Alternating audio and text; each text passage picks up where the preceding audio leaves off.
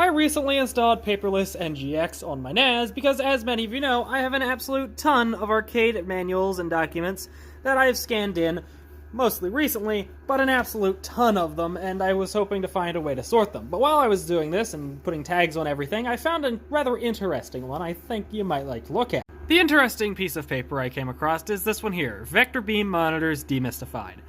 This appears to be something that maybe an operator or maybe somebody that works somewhere wrote up, but it doesn't look like something that was actually published, judging by the fact that it says your sex life's gonna be better after you read this. It starts off with some pretty funny quotes here. I'm not sure if they're actually from these people or not, but of course this document claims it is. And I was gonna read through it. I'm like, I should probably learn how vectors work. I've never worked on a vector monitor.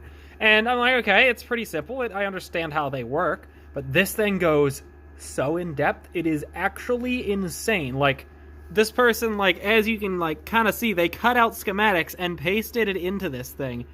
It is incredibly in depth. There is a ton of information in this thing, like, down to what each individual chip does on the boards.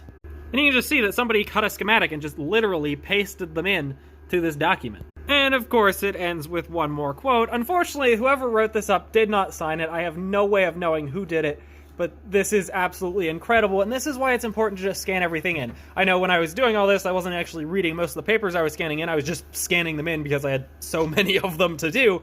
But this is incredibly cool. I might have the only copy of this left, and had I not scanned it in, this probably would have just been lost. And this is a ton of information. I know I have a ton of stuff I haven't uploaded to archive.org. It kind of got hacked while I was doing that, so I put it off, and I need to get back on that. But this will be up on archive.org now.